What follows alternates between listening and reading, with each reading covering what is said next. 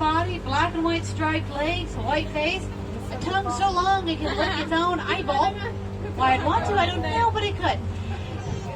And so it's no wonder that when Westerners used to come here to Africa for whatever reason they came, and they would hear stories and see pictures of these animals, they thought that the Okobi was a myth, like a unicorn.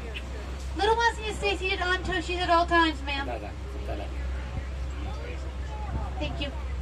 But in 1901, that all changed when someone from the West finally saw one in person. They've kind of been fascinating us ever since. Especially now that we know that they are the only known living relative of the giraffe.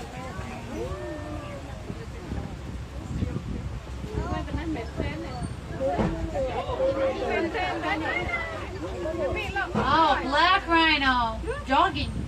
Not usually going for exercise. Black rhinos are smaller of the two rhinos. They're only about 3,000 pounds. And they're estimated to be less than 5,000 left in the entire world. Now, the rapid decline in numbers is due not because they have any natural predators, but because of humans, mostly poaching. A little bit due to habitat loss, but mostly poaching. On the hill over here, the gray-brown ones are greater kudus, a pair of females. The orange-brown ones are called bongos. Oh, there's a baby. Wait, there's 3 greater kudus. Now, bongos, you see, most of them, except for 2, because they're little ones, have these swoop-back horns. Both male and females have those, and it allows them to move swiftly and fairly silently through tangled underbrush, which has given rise to the nickname Ghosts of the Forest.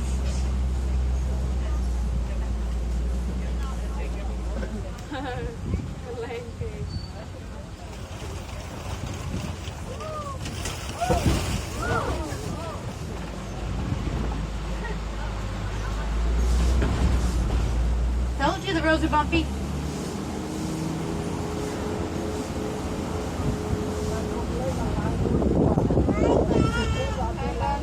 Just up ahead, we're going to be at the Safi River.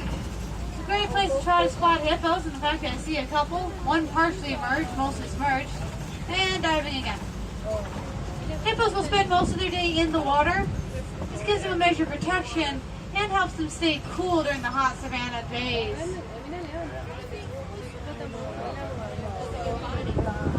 They can weigh up to 5,500 pounds, but they're herbivores, so they eat a lot of plants. If you look to the left, you can see a bloat of them. Bloat is the proper term for a group of hippos. But the gray and white birds on the island are called pink-backed pelicans. They don't really live up to their name, though, until mating season. It's at this time that the feathers on their backs change color to pink and in order to attract and mate.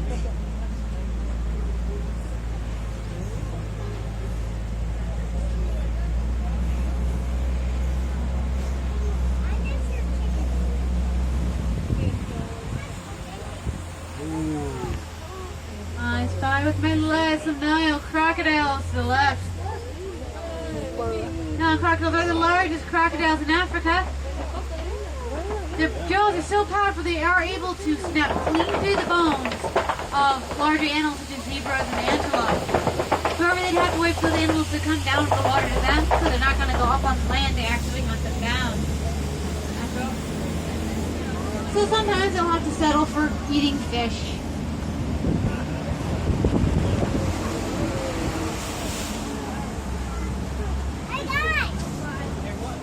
We're going to head over to the savannah now. Searches for hundreds and hundreds of miles here in Africa, it's home to many animals you're already familiar with. And of course, animals you're not. Also some unusual plant life. For example, the baobab tree to the right. It's also known as the upside down tree because its branches look like roots.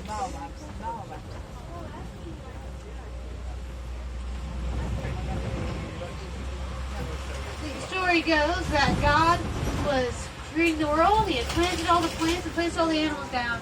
He looked at his bag one last time to check, and sure enough, there in the bottom of the bag was one last tree. But I'm not sure what to do with the tree. He simply threw it down to the earth. It landed upside down. That's why the baobab tree looks like it's upside down.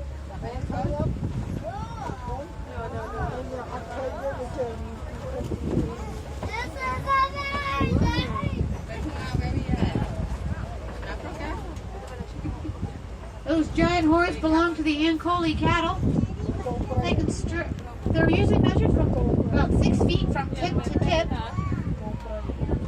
They are hollow, with a honeycomb pattern of blood vessels running through it, to help carry overheated blood out of the body, out away from the body to help keep the cattle cool.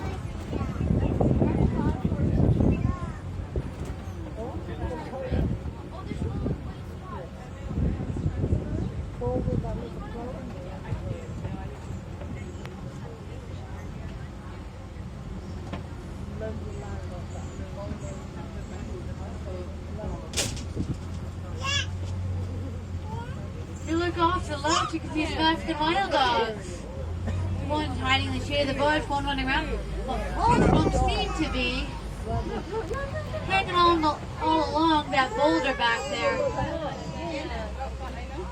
Despite being called dogs, they're not in the canine family.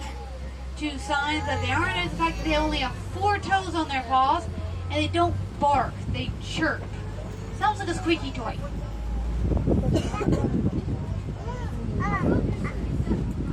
Sable antelope is the official emblem of the reserve. They're generally in herds with one male and about 10 to 20 females. Up some more Ankoli cattle.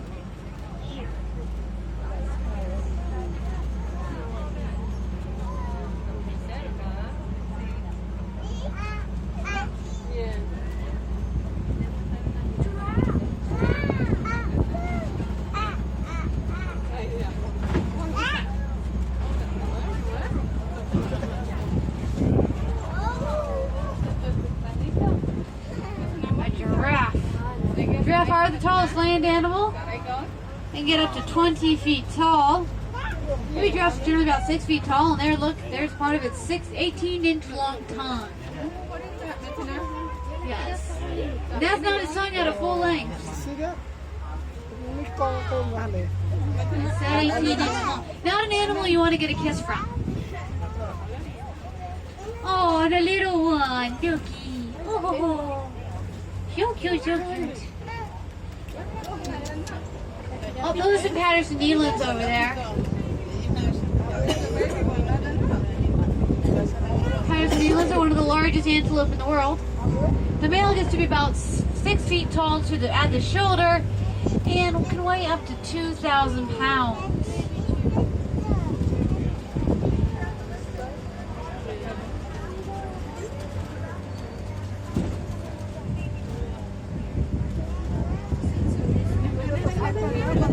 Any fans of the Lion King should recognize the white-bearded wildebeest.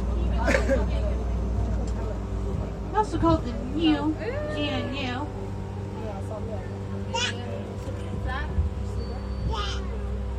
Their young are up and running within 5 minutes of birth. Yes. Aren't you? That doesn't take that long for us to be up and running. Some more giraffes. Pretty, pretty. Now there are 9 different subspecies of giraffe. These are Maasai giraffes.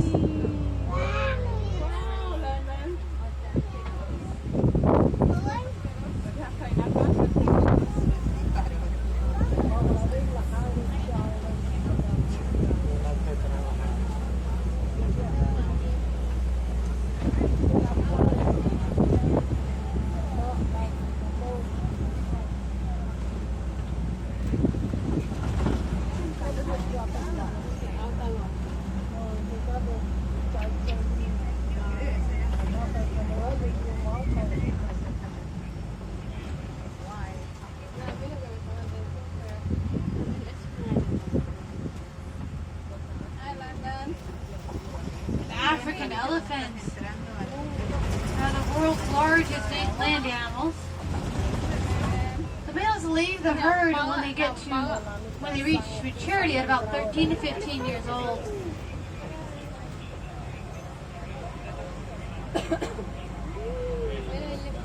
So now I don't see any other elephants nearby, so that is most likely a bull elephant.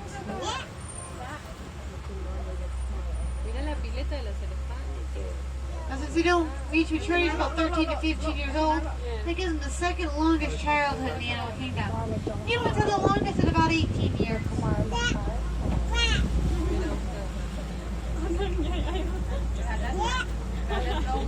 In addition to having the second longest childhood, they do have the longest pregnancy, 22 months. Baby elephants are born aged about 250 to 300 pounds.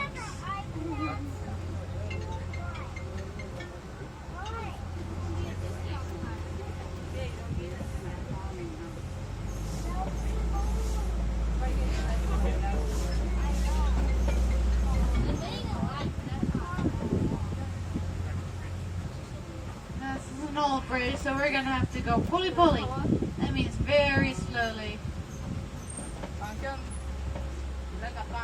Everybody cross your fingers.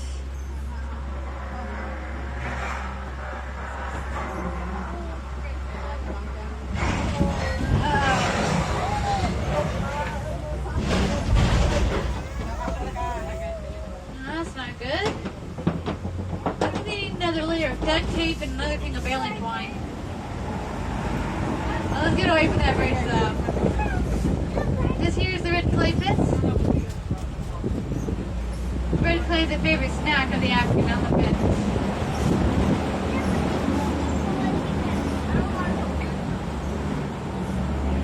Thank you, African elephants. Now just because you see tusks on an African elephant does not mean you have found a male. Both genders have tusks.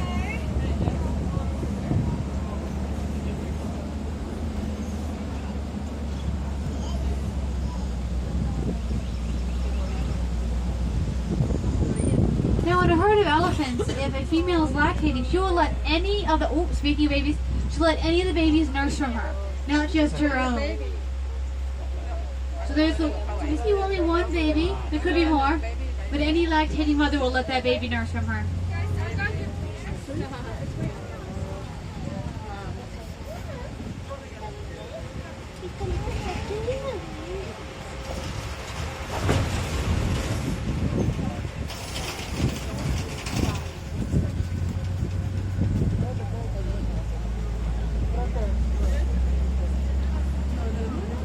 Poachers aren't the only human threat African elephants face. They also face the threat of habitat loss from mining and farming.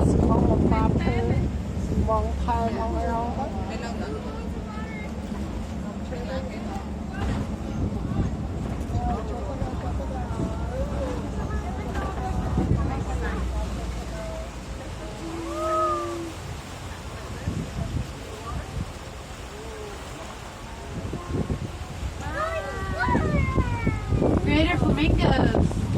They are the tallest flamingos in the world, about 5 feet tall. They're born with gray feathers, not pink.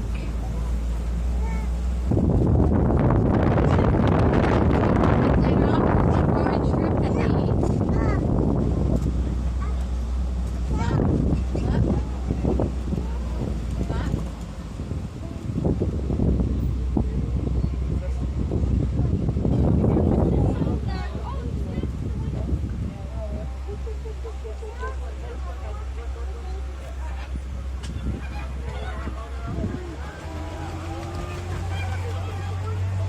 I wonder what that was about.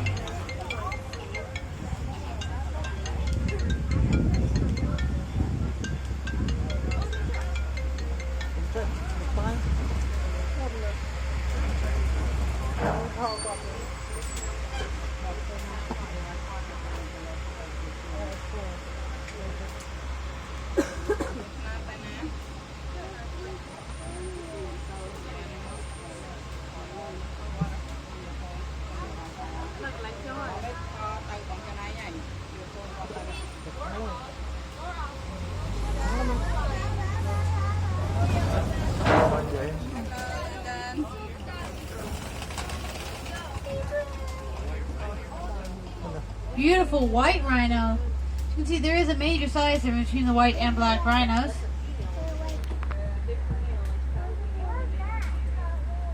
White rhinos get to be about 5,000 pounds.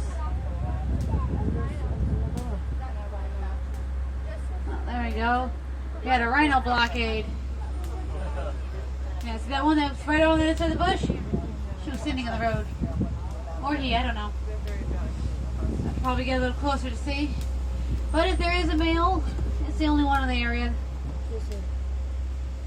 Actually usually pretty solitary during the daytime. At night though, they get together for comfort and mating.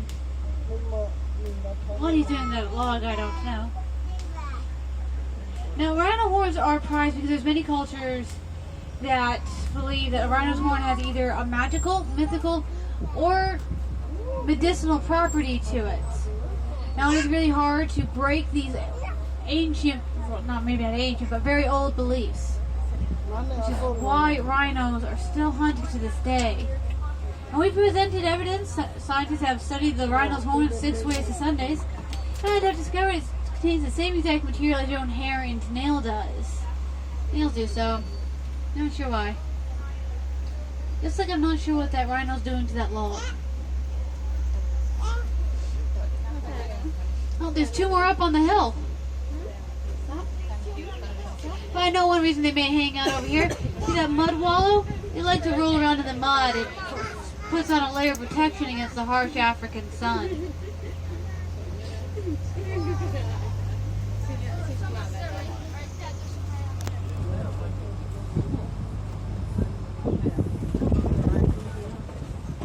Hello.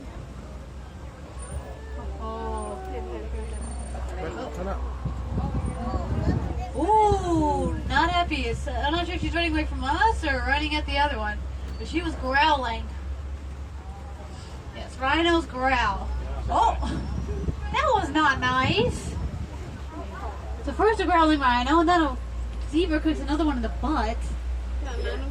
Now you can't really tell right now, but when they do get together in groups, zebra stripes kind of blend together, making it difficult to distinguish between individual zebras. Which is a great camouflage for against hunting. If you look way up on that hill, you'll be able to see a cheetah lying down. If you have sunglasses on, you may have to see the sunglasses off in order to see better. But there's one over here walking around.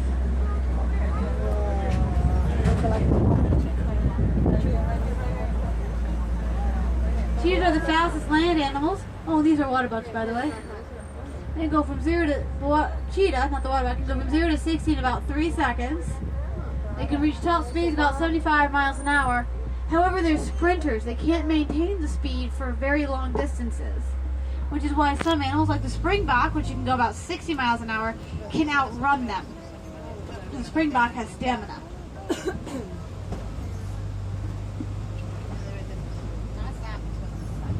Cheetahs also hunt in the daytime, which is unusual for the big cat.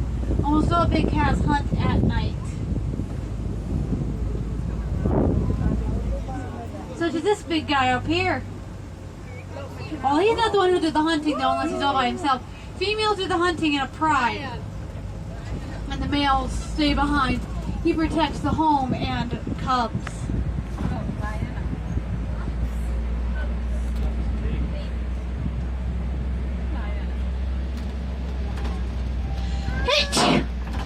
Thank you.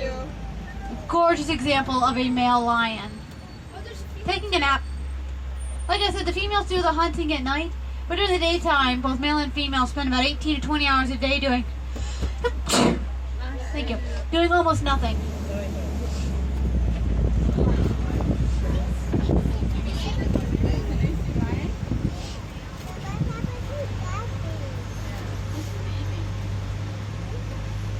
Something alerted the lioness.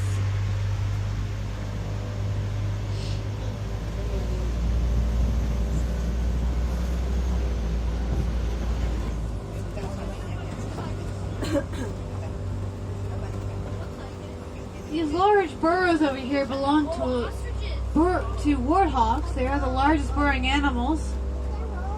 Oh, there's one. It's right over by the rocks in the shade. Looks kind of like a log.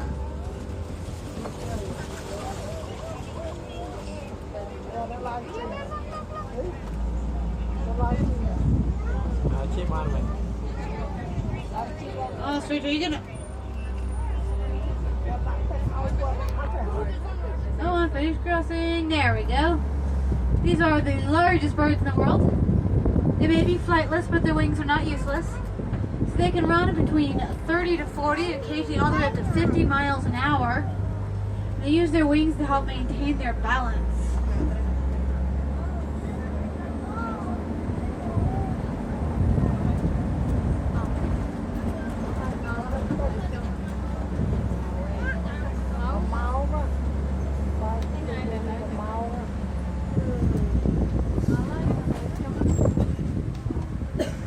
We're gonna head into my Gaddy Glen now.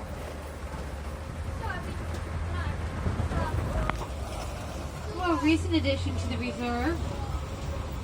Not new, but it's not exactly new, but it's the most recent addition. One of his visits is the scimitar horned oryx up on the hill. They got their name for the shape of their horns. Those ones are actually a little on the more delicate side. So it's not uncommon for one of the oryx to lose one. They grow back though. The yellow-billed stork to the right is a carnivore. It'll eat anything that has meat and can fit in its mouth. Snakes, lizards, small birds, fish, frogs. If it fits in their mouth and it's made of meat, they're happy.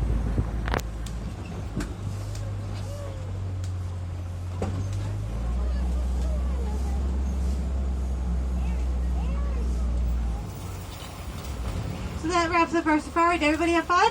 Yes. That's good. Now who wants to come back for a nighttime safari? Some of the animals are more active, some a little less active. And there's plenty of them that are more vocal at night. But you can also go to the Gorilla Falls Exploration Trail. Just close, just like right next door to here. It's a walking trail, which means you don't need to wait in line to get in, and you're more than welcome to bring your strollers for the little ones. It's usually about 15 to 20 minute walkthrough, but you're welcome to spend as much time as you'd like in learning about the animals and our conservation. If you want some more hands-on though, to take the train up to Rafiki's Planawatch, to the Affection Station. Now, the Gorilla Falls Trail Exploration Trail closes at 7:15. Rafiki's Planawatch, the last train runs at 4:30. Now here in Harambe, we hate to say goodbye. Instead, we like to say Kwaherini, which means to go well. I cannot talk right now.